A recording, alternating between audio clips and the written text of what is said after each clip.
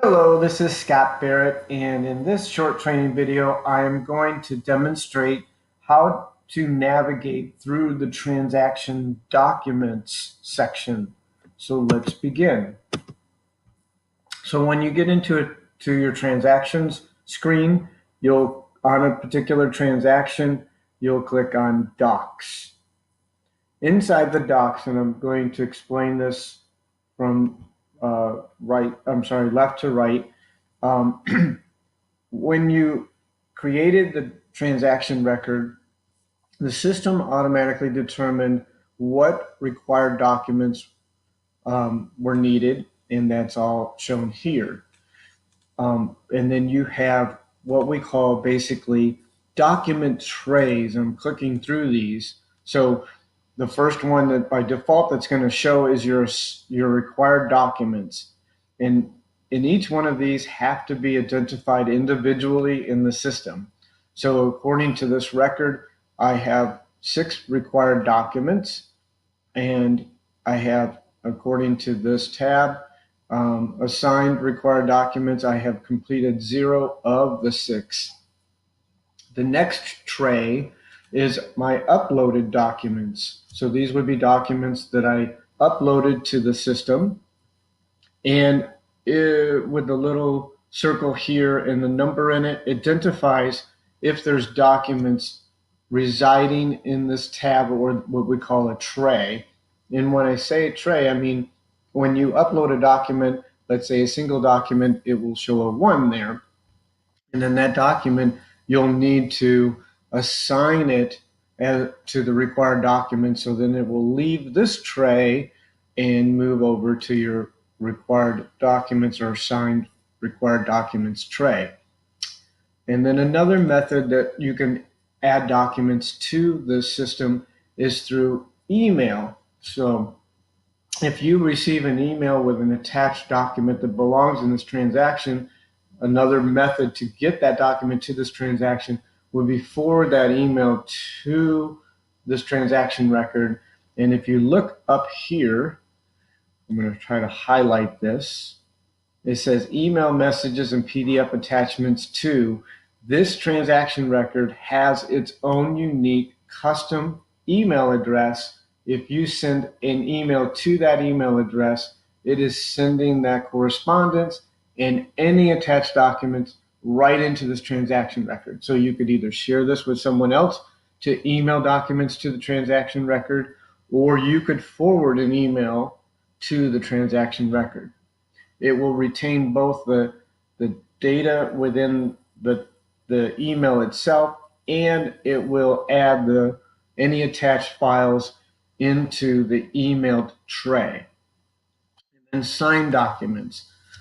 Once you have an uploaded document, you can actually send it directly from the uploaded tray or emailed tray right into the DigiSign or e-signing, and with any embedded codes. Once that process is done and it's returned, it comes back as a signed document.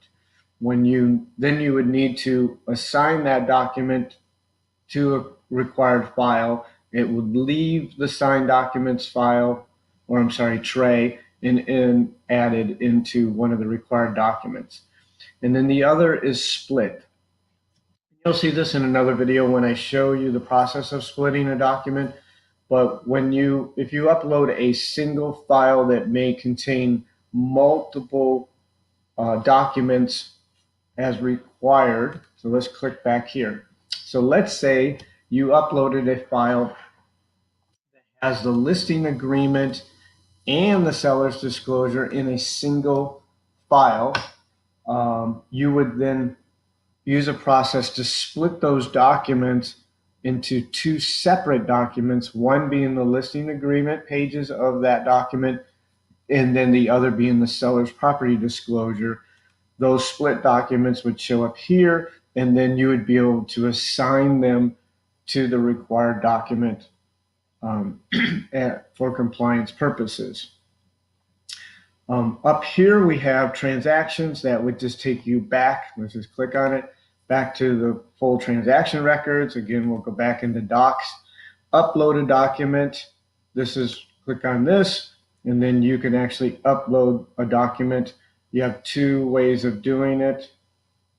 You can click and browse for a file on your local computer, as you can see here, or you could drag and drop a file to the transaction. Let's go back into Docs. Sorry about that.